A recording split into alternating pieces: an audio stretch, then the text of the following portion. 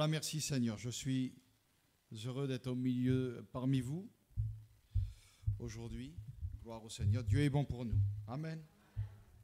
Amen. J'ai été touché par l'accueil du frère Enzo, je crois que c'est Enzo, et notre sœur qui est là. Quand on est arrivé ici, elle a dit « Sentez-vous ici chez vous ». Comment faire autrement? Je suis chez moi.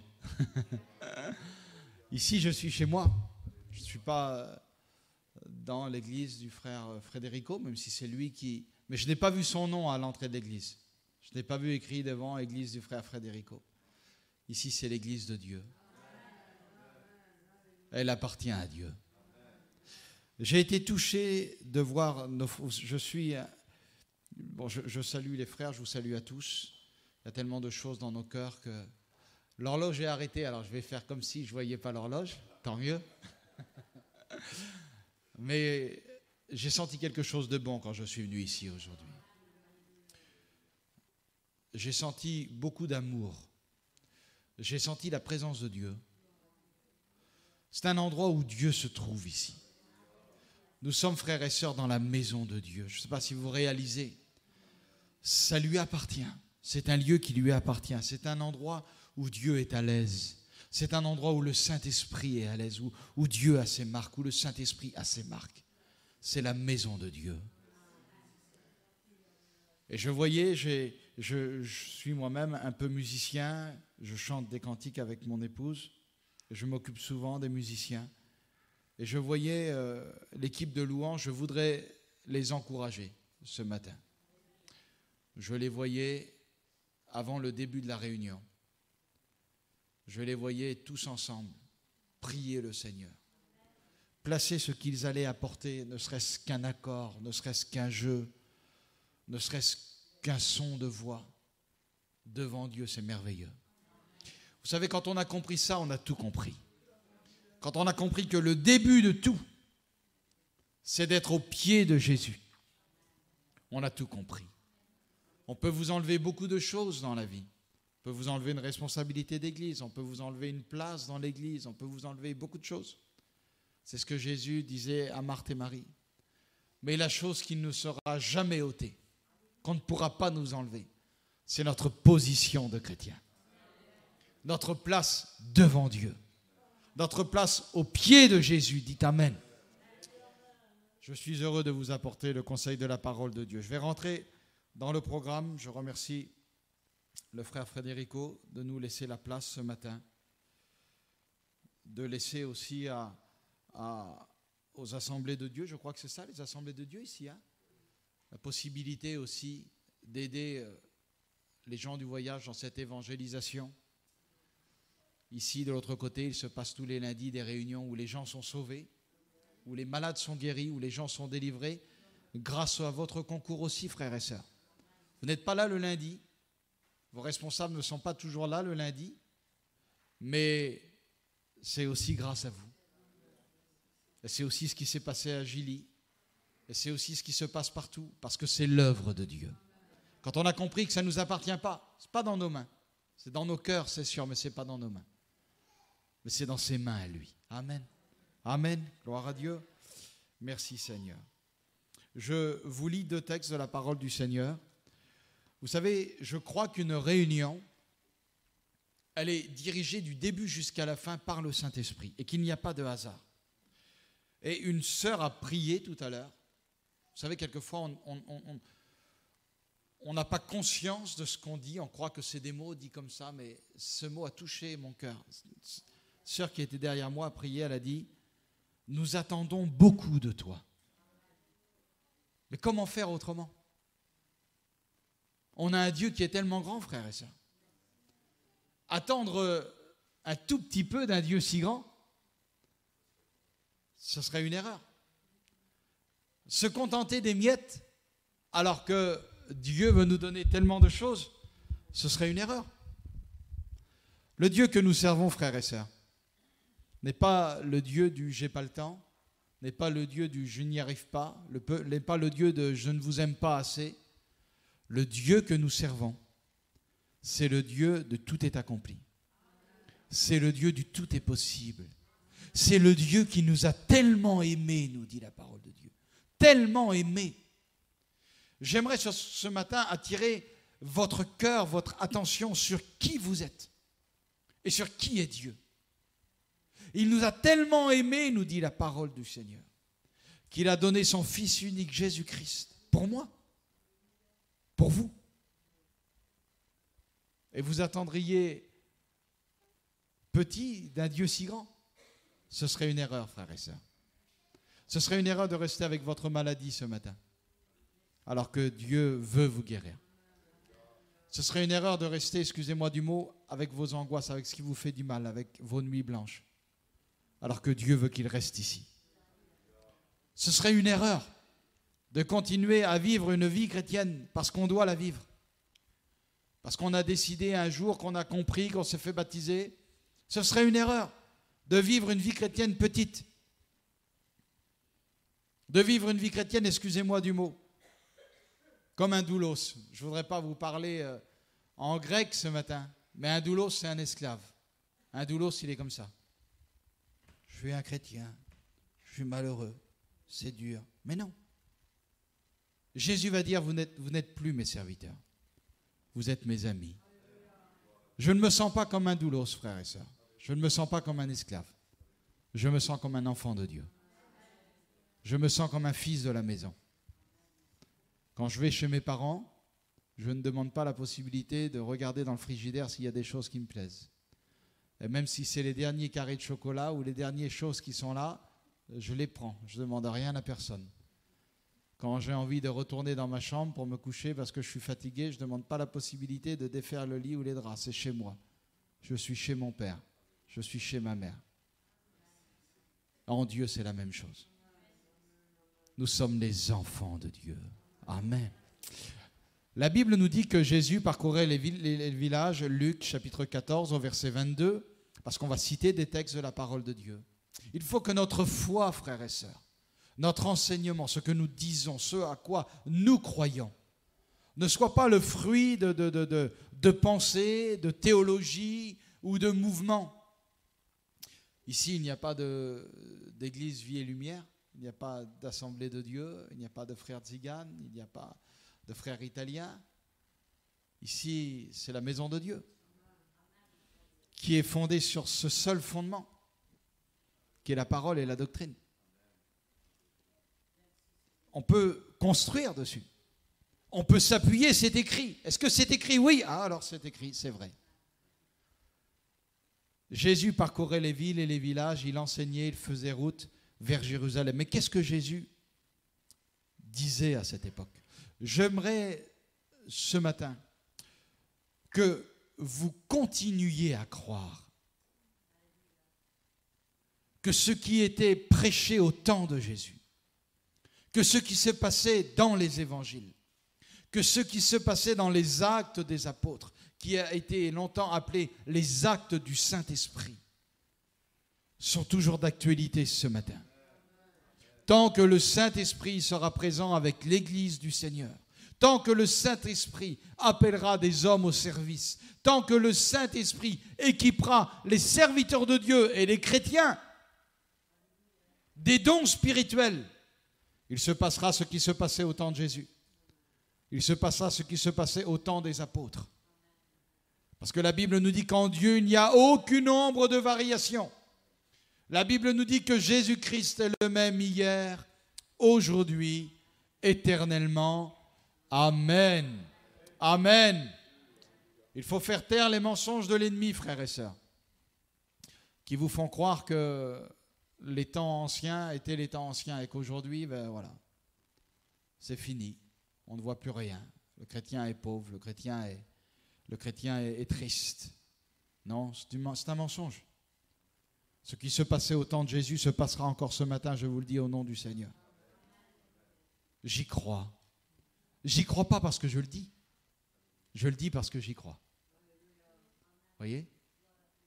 Ce n'était pas la parole de la foi ou la confession ou un évangile. Il faut le dire, on va y croire. Non. Mais c'est écrit. C'est écrit, frères et sœurs. C'est écrit que Jésus est capable encore de sauver ce matin. C'est écrit que Jésus est capable encore, parce qu'il le veut, de délivrer. C'est écrit que Jésus a déjà guéri tous les hommes. Lui, par les meurtrissures duquel vous avez été guéris. C'est écrit, alors j'y crois. C'est écrit, alors je le confesse, je le dis de ma bouche. Je le crie et je le hurle s'il faut le hurler. Oui, Jésus est vivant. Amen. Nous avons chanté ce cantique tout à l'heure qui dit viens établir ton règne, prends la place du roi. Hein? On l'a chanté ensemble. Nous te couronnons, nous te proclamons roi. Hein, c'est ce que nous avons. Est-ce que vous l'avez chanté tout à l'heure? J'aimerais vous parler du royaume de Dieu ce matin. Vous savez que le Christ, il y a dans la parole de Dieu plusieurs notions concernant le royaume de Dieu. Il y a bien sûr la demeure de Dieu, c'est le royaume de Dieu. Il y a le royaume de Dieu millénium. Puis il y a le royaume de Dieu aujourd'hui. Vous savez que la terre où nous vivons n'a pas été faite pour Satan. Est-ce que vous le savez ça? Elle a été faite pour nous. Hein? Elle a été faite pour Adam et Ève. Elle a été faite pour que Adam et Ève règnent, dominent. Le premier mot que Dieu va dire à Adam, c'est domine. C'est ton royaume, c'est à toi. Je vais te donner le pouvoir sur tout ici. C'est à toi. Domine. Et puis on sait que Adam a donné les clés du royaume à Satan. On le sait ça. Mais qu'est-ce que Jésus est venu faire, frères et sœurs? Il est écrit dans l'évangile de Luc, le Fils de Dieu est venu chercher et sauver ceux qui étaient perdus. Et quand nous lisons la parole de Dieu, et je vous encourage, frères et sœurs, à chaque réunion, à avoir votre Bible avec vous, à lire la parole, à souligner des textes, à ce que vous ayez une relation avec la Bible. Que quand vous ouvriez, je me rappelle, là j'avais souligné, c'était bon, le frère avait prêché, ça avait touché mon cœur. Il faut qu'on ait des souvenirs avec la parole de Dieu. C'est la parole de Dieu. Il est venu chercher et sauver ceux qui étaient perdus. Et quand on le cite comme ça, parce que le français, c'est une langue assez compliquée, ici il y a beaucoup d'Italiens, et quelquefois le français c'est compliqué pour les Italiens, vous ne tracassez pas, pour nous c'est aussi très compliqué le français. Hein? On est aussi, nous aussi, ce n'est pas toujours notre langue première et c'est des fois compliqué. On pourrait croire, nous, il est venu chercher et sauver ceux, C-E-X, il est venu chercher et sauver, c'est une vérité, tous les hommes qui étaient perdus, mais non, ce n'était pas écrit comme ça.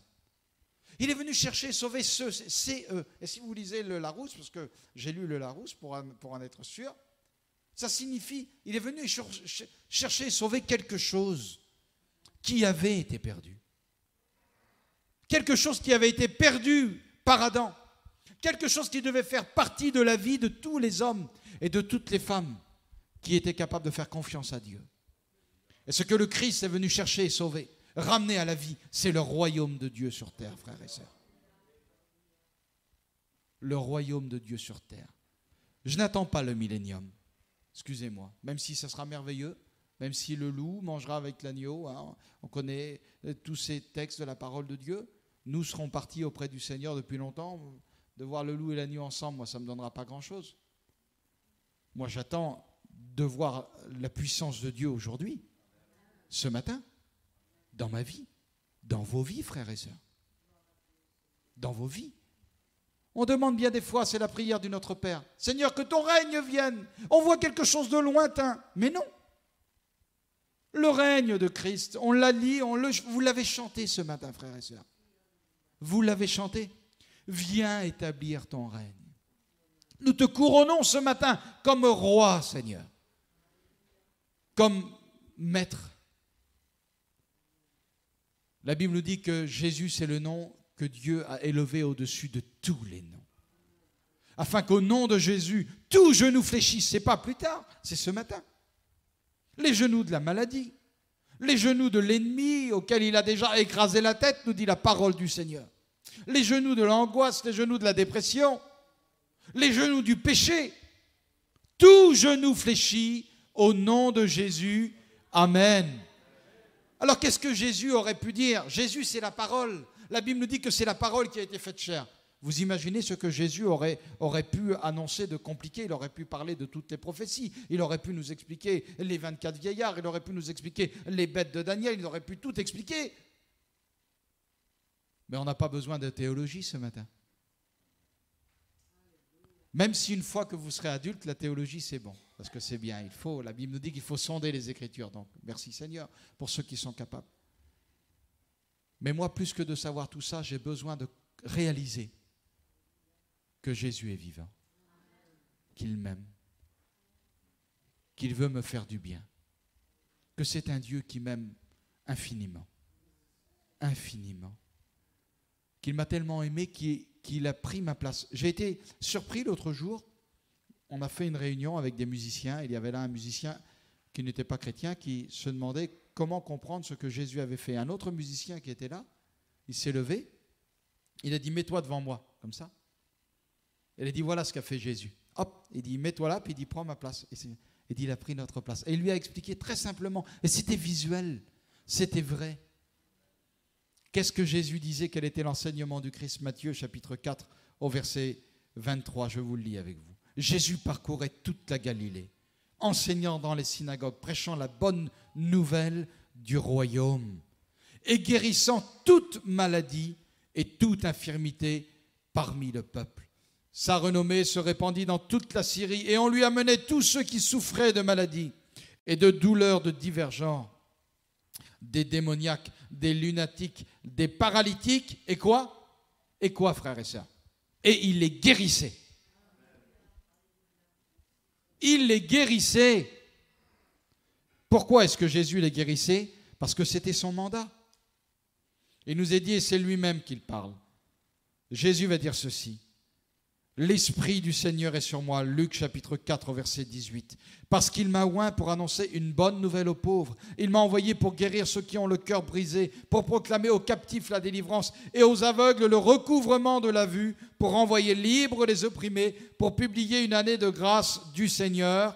Et Jésus aurait pu dire, écoutez, maintenant vous allez tomber à genoux, vous allez croiser les doigts et vous allez espérer qu'un jour tout cela arrive. Avec un peu de chance, peut-être que ça vous tombera dessus. Il aurait pu dire ça, Jésus, hein? Mais non.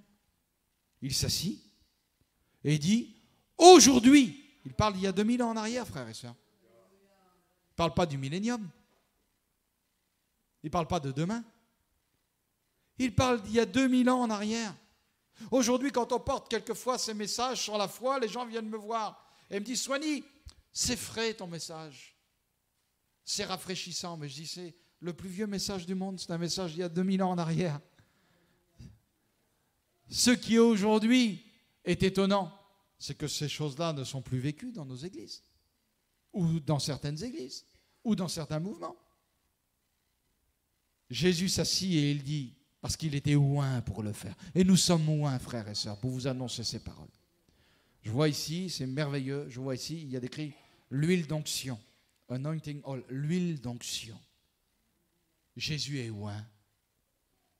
Il va au désert, la Bible nous dit qu'il est rempli du Saint-Esprit. Il sort du désert, la Bible nous dit qu'il est revêtu de la puissance de Dieu. Il dit aujourd'hui, cette parole que vous venez d'entendre est accomplie. Vous savez, le pauvre, dans la parole du Seigneur, j'aime bien me servir parce que la Bible a été écrite en grec, elle a été écrite en araméen, elle a été écrite en hébreu, elle a été traduite en anglais, elle a été traduite en français. Donc j'aime bien me tenir dans les sens premiers des mots. Le pauvre, c'est celui qui est rendu à la mendicité, qui est réduit à supplier, à demander l'aumône, qui est dépourvu de richesse, d'influence, de position, d'honneur. C'est celui qui est modeste, affligé, dépourvu de vertu chrétienne et de richesse spirituelle et éternelle. C'est le délaissé, celui qui n'a pas de secours, qui est impuissant pour accomplir quelque chose, manquant de tout à égard de l'esprit, dépourvu de la richesse spirituelle et des trésors célestes. Eh bien, j'aimerais aujourd'hui faire taire et détruire par la puissance de l'Esprit et la puissance de Dieu ce mensonge du diable qui voudrait vous faire croire, frères et sœurs, qu'un chrétien pauvre spirituellement, ça existe. Ça ne doit pas exister. Parce qu'il y a 2000 ans en arrière, Jésus est venu, il est venu apporter à tous ceux qui étaient pauvres, et nous étions de ceux-ci. Quand nous n'avions pas la grâce dans nos cœurs, nous étions pauvres, dépourvus de toute richesse spirituelle. Mais Jésus est venu, il a dit, voilà, je viens vous annoncer une bonne nouvelle à vous tous. Je vais venir vivre dans vos cœurs. Je suis vivant. La Bible nous dit que Dieu a fait résider en lui, en Jésus, toute la plénitude de la divinité. Ce Christ, frères et sœurs, vit en nous. Nous sommes les enfants de Dieu. Nous avons l'ADN de Dieu en nous. Nous ne sommes plus simplement humains, frères et sœurs. Nous sommes spirituels. Nous sommes le temple du Saint-Esprit. Le temple du Saint-Esprit. Le temple du Saint-Esprit. Dites Amen. Matthieu 12 au verset 28, le royaume est donc venu parmi vous. Amen. Il y a un texte dans la parole de Dieu que j'aime citer, qui nous dit, et c'est Paul qui dit ces mots, il dit, les armes avec lesquelles nous combattons ne sont pas charnelles, mais elles sont puissantes par la vertu de Dieu. Pourquoi ? Pour renverser les forteresses. Et pour emmener toute pensée captive à l'obéissance de Dieu. Qu'est-ce que c'est qu'une forteresse ? Une forteresse, c'est une grande muraille. C'est quelque chose qui s'est construit avec les années. Avec les années, nos vies chrétiennes, bien des fois, se sont construites autour d'habitudes, autour de défaites,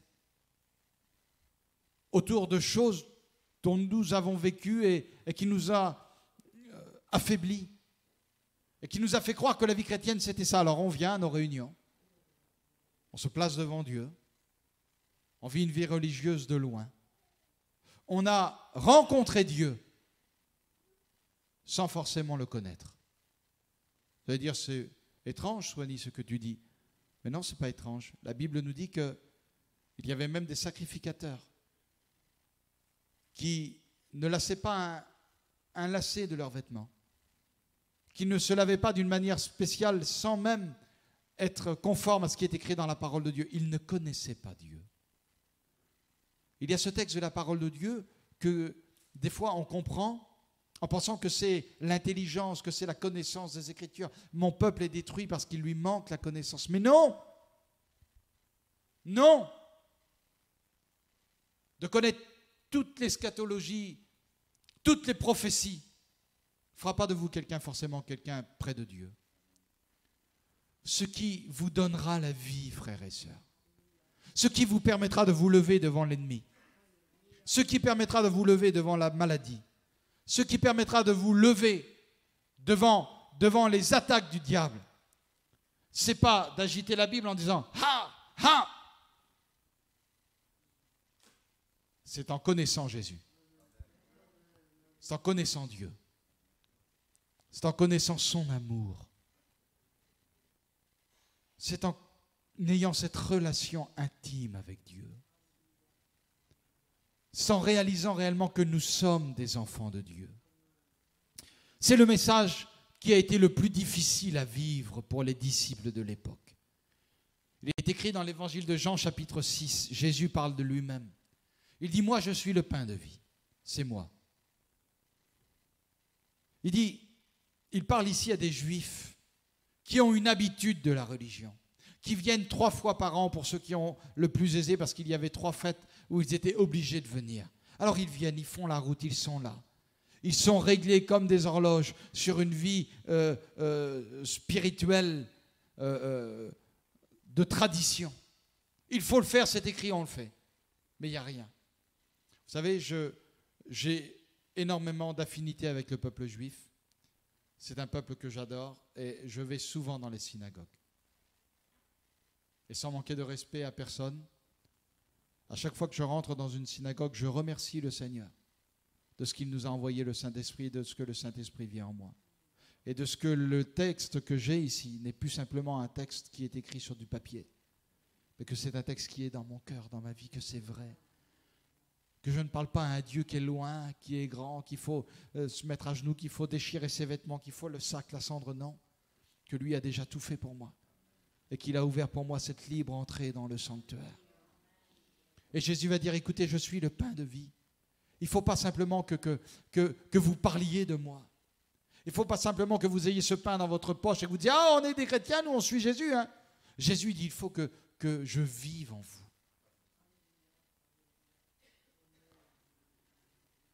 Je dis souvent ça, vous savez, quand on prend une prise de sang, on ne la prend pas par la bouche, hein, excusez-moi. On le prend, on pique un doigt. C'est étrange quand même. Et quand on mange un morceau de pain, même si on vous pique le gros doigt de pied ici, là, ceux qui vont analyser la prise de sang, ils vont dire « Oh monsieur, vous avez mangé du pain ce matin. » Comment vous savez ça, vous? Vous n'étiez pas là? Ben si.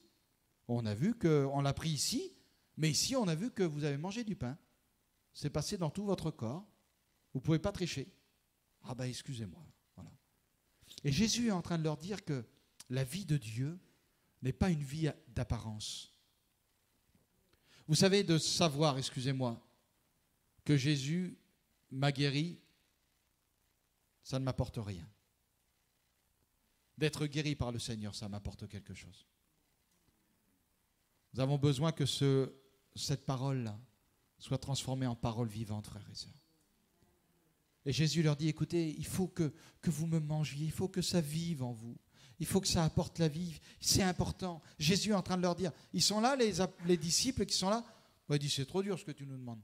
Cette parole est dure, on ne peut pas écouter ça, nous. On veut bien venir à nos réunions, on veut bien tout ça, mais ça, on ne peut pas. Jésus dit, mais je ne vous ai rien dit de mal. Ce que je vous ai dit est esprit et vie. Ça vient du Saint-Esprit et ça vous apportera la vie. Qu'est-ce que vous auriez fait, vous, à l'époque? On aurait dit, merci Seigneur, nous on a Jésus devant nous. Vous savez ce qu'ils ont fait à l'époque? À partir de ce moment-là, beaucoup n'allèrent plus avec lui et s'en allèrent. Parce que la vie chrétienne, frères et sœurs, elle ne s'arrête pas au baptême. Elle ne s'arrête pas le jour où on lui a dit oui et où on l'a rencontré. La vie chrétienne, elle commence au baptême. Elle commence le jour où le Christ a touché nos cœurs. La vie chrétienne, ce n'est pas une rencontre. La vie chrétienne, c'est une vie intime avec Dieu. Pourquoi est-ce qu'aujourd'hui, il y a quelquefois des chrétiens et des chrétiennes qui souffrent? Parce que le diable arrive à leur faire croire que Dieu ne les aime pas, que Dieu ne veut pas les guérir, que Dieu veut les faire souffrir. Bien sûr qu'il y a l'épreuve de Dieu quelquefois. Bien sûr qu'il y a eu la fournaise pour ces hommes de Dieu. Mais la nature intime de Dieu, c'est l'amour, frères et sœurs. Dieu est amour. On pourrait dire oui, mais non. Ouais, oui, mais tu sais, oui, mais je sais. Il est écrit que Dieu est amour. Vous savez, il y avait un ancien, le premier serviteur de Dieu, de la mission Vie et Lumière, il s'appelait Mans. C'était un homme qui ne savait pas lire. Vous voyez? Comme beaucoup de tziganes à l'époque et encore aujourd'hui, même si les choses ont changé. Mais il savait prier. Il ne connaissait pas l'eschatologie, mais il connaissait Dieu. Il connaissait Jésus. Et quand il se levait le matin, qu'il sortait de sa voiture, de sa roulotte, là, il y avait là des gens qui attendaient dès le matin pour être guéris. Et quand il arrivait vers eux, il posait sa main comme ça, il n'avait pas besoin de crier. Hein. Vous savez, quand quelqu'un est près de nous, on n'a pas besoin d'hurler. Ça ne changera rien quand vous allez venir à l'imposition des mains que je dise « Oh Seigneur, tu connais notre sœur, tu vois comment elle souffre !» Vous croyez que Dieu ne vous connaît pas là? Vous croyez que ça va plus toucher le cœur de Dieu que je dise ce mot-là? Je ne toucherai pas plus le cœur de Dieu. Il vous connaît par cœur. Il vous connaît bien plus que moi. Il vous aime bien plus que moi. Bien plus que moi. Et ce frère était là, il posait les mains sur les malades étaient guéris, c'était logique quand même. Vous auriez imaginé Jésus, il y a 2000 ans en arrière, les lépreux viennent vers lui. « Seigneur, purifie-nous. » Ah ben tiens, ça ne marche pas.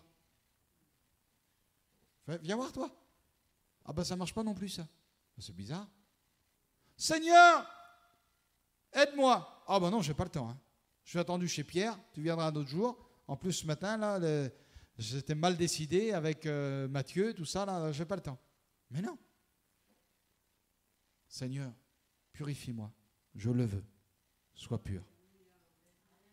Seigneur, j'ai besoin, oui, reçois. C'est le Christ que nous servons. C'est le Christ qui est au milieu de nous, frères et sœurs, encore ce matin.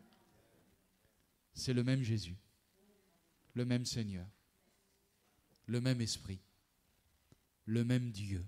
Amen. Amen. Dieu est bon pour nous. La première fois que je suis venu ici, parce que je suis un garçon qui est assez, je vous tiendrai plus trop longtemps, je suis un garçon qui est assez curieux. Je suis venu au début de l'année faire une réunion de l'autre côté et j'ai ouvert les portes pour voir cette église. Parce que ça me touche, c'est l'œuvre de Dieu, ça me touche. Les lumières étaient fermées. J'ai pris mon téléphone, j'ai mis la lumière et j'ai regardé toute l'historique de l'église. Ça avait commencé avec rien du tout. Après, il y a eu des petits locaux, il y a eu tout ça. Puis après, ce local-là a été acheté. C'est l'œuvre du Saint-Esprit. Vous croyez que depuis 1969, je crois que c'est ça, le début de l'œuvre, vous croyez que c'était un autre Saint-Esprit? Le Saint-Esprit de l'époque, il est parti, lui. Ah ben ça y est, moi j'ai fini mon boulot. Mais non, c'est le même. Et ce frère ancien membre, il priait pour les malades et des fois, il leur disait, ah, les gens étaient guéris, je suis guéri. Puis des fois, il y en avait un qui disait, ah ben moi je suis toujours malade. Il se retournait, il mettait les deux mains sur les hanches, puis il disait, comment ça se fait qu'il n'est pas guéri celui-là? Alors ça, c'est bizarre. Alors là, il y a quelque chose que je ne comprends pas. Là, ça ne marche pas. Comment ça se fait qu'il n'est pas guéri celui-là? Mais quand on sait qui est Dieu, frères et sœurs, comment est-ce que vous voulez qu'il fasse autrement de guérir? Autrement de bénir? Ne dites pas Amen, le diable n'aime pas ça. Dites Amen, c'est une blague. Voilà. Vous savez qu'il y a des choses, on plaisante, mais il y a des choses que l'ennemi ne doit pas entendre. Il y a des choses des fois qui sortent de notre bouche que l'ennemi ne doit pas entendre. Mais il y a des choses qu'il faut lui mettre dans ses grandes oreilles. Et Amen, il faut lui mettre dans ses grandes oreilles. Alléluia, il faut lui mettre dans ses grandes oreilles. Gloire à Dieu, il n'aime pas ces mots-là. Ça veut dire loué soit Dieu, il n'aime pas ces mots-là. Ça veut dire Dieu le veut, il n'aime pas ces mots-là. C'est un des noms du Christ. Voici ce que dit l'Amen et le véritable Amen.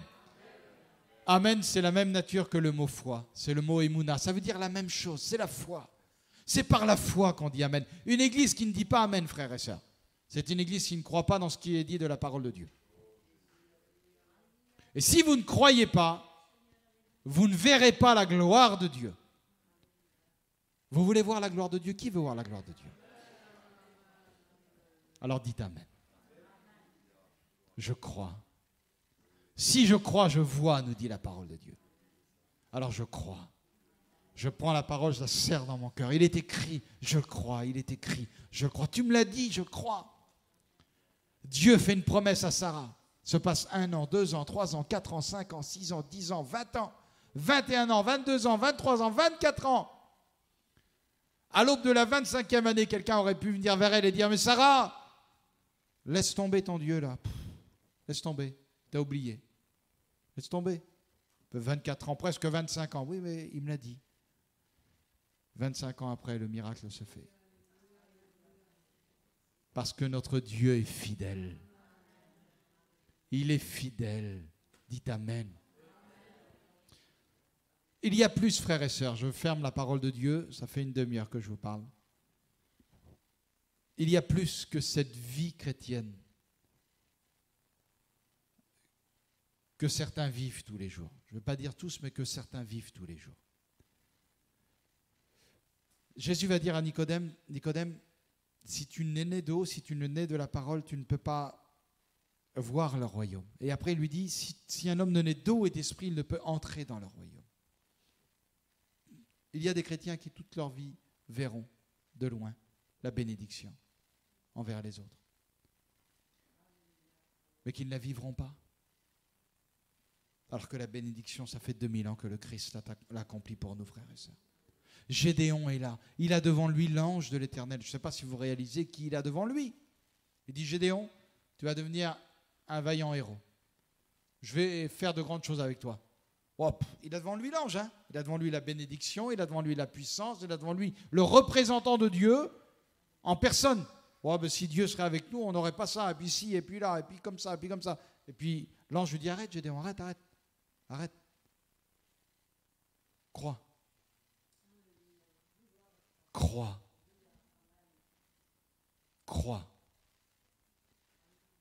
J'aimerais ce matin que cette foi naisse dans vos cœurs. C'est ce que le diable veut détruire en premier. Jésus est sûr de trouver des églises pleines quand il va revenir. Il y a aujourd'hui des mouvements qui ont des églises énormes. Il est sûr de trouver des gens qui chanteront très bien.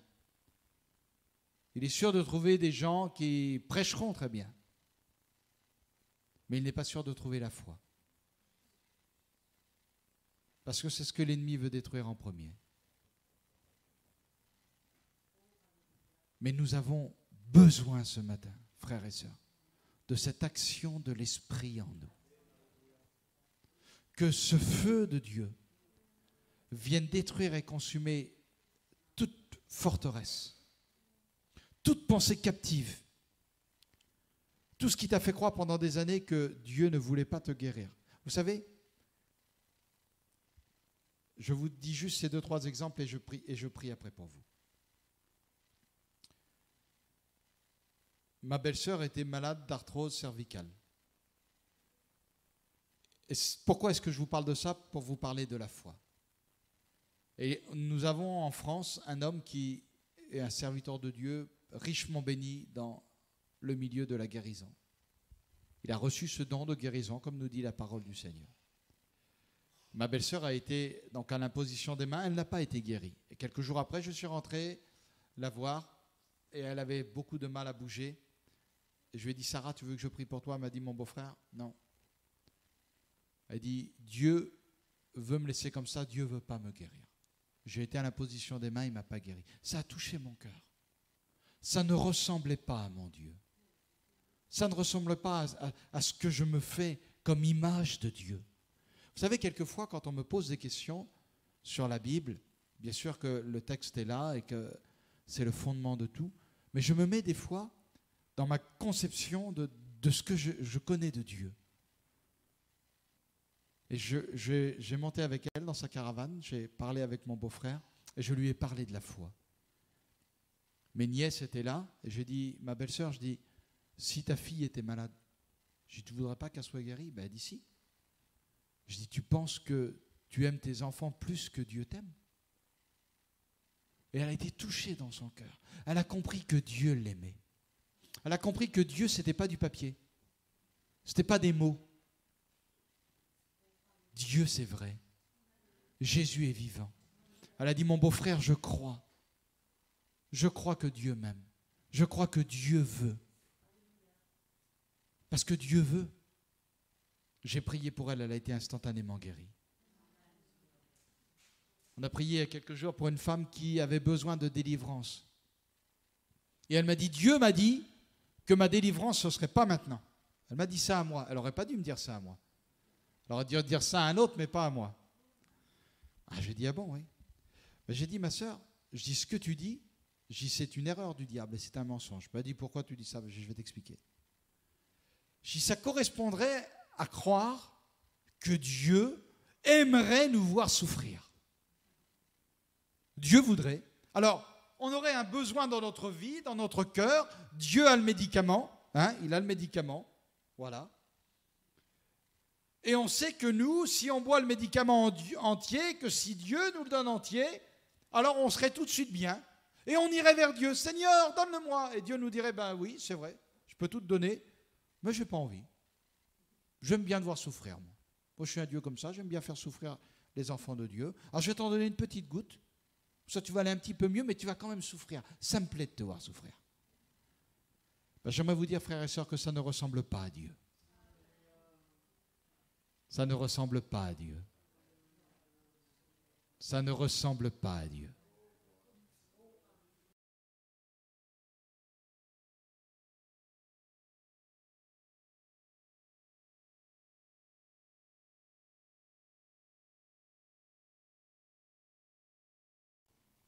Pour libérer les captifs.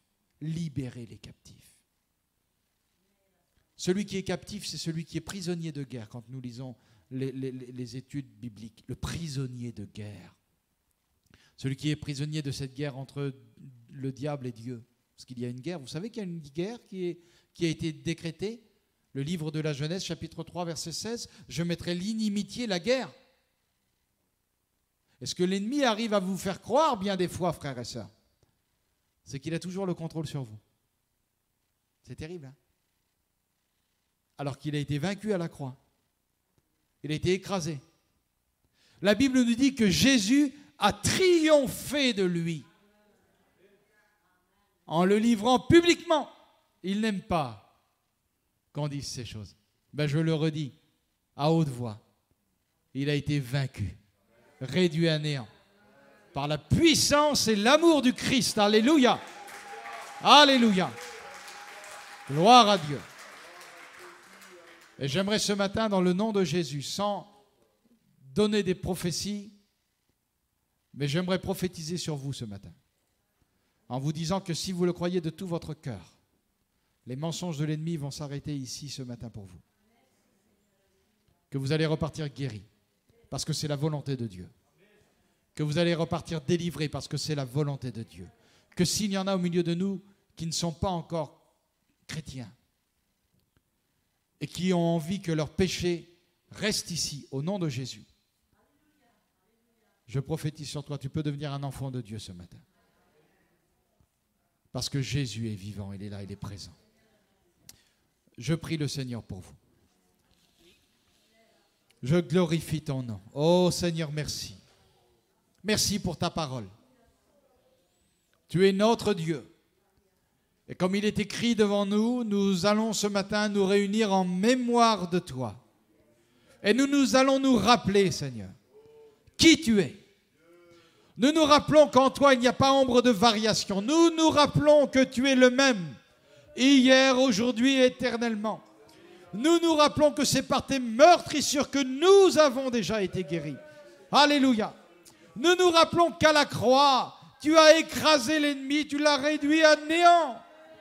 Nous nous rappelons, Seigneur, que ton nom a été élevé au-dessus de tous les noms, afin qu'au nom de Jésus, tout genou fléchisse, dans les cieux, sous la terre, sur la terre, alléluia. Et nous voulons confesser ce matin que Jésus-Christ est Seigneur, que Jésus-Christ est Seigneur, que Jésus-Christ est Seigneur. Nous voulons ce matin, au nom de Jésus, que les forteresses soient détruites maintenant par la puissance de l'Esprit. Je déclare ce matin, au nom de Jésus, que toute pensée captive, que toi qui es captif dans tes pensées, et que l'ennemi pendant des années t'a fait croire que Dieu ne t'aimait pas, que tu étais pauvre, que Dieu n'avait rien pour toi, je le déclare dans le nom de Jésus, que j'amène toute pensée captive à l'obéissance de la volonté de Christ. Toutes les prisons sont détruites ce matin. Les captifs sont délivrés ce matin au nom de Jésus. Les opprimés sont délivrés ce matin au nom de Jésus. Les cœurs brisés sont restaurés, ils sont guéris au nom de Jésus. Au nom de Jésus, au nom de Jésus, au nom de Jésus. J'aimerais, le frère Frédérico m'a donné la possibilité de le faire, donc je vais marcher dans cette direction de l'esprit. La Bible nous dit que là où il y a l'esprit, il y a la liberté. Et je me sens libre d'exercer mon ministère dans votre église. J'aimerais ce matin que ceux qui sont malades, je vais d'abord faire cet appel avant d'appeler les malades. J'aimerais que ceux qui auraient besoin ce matin, que leur cœur soit purifié, qui auraient besoin de mettre leur vie en règle avec Dieu, maintenant. Parce que le plus important, vous savez, c'est d'aller au ciel. Le plus important, c'est d'être sauvé.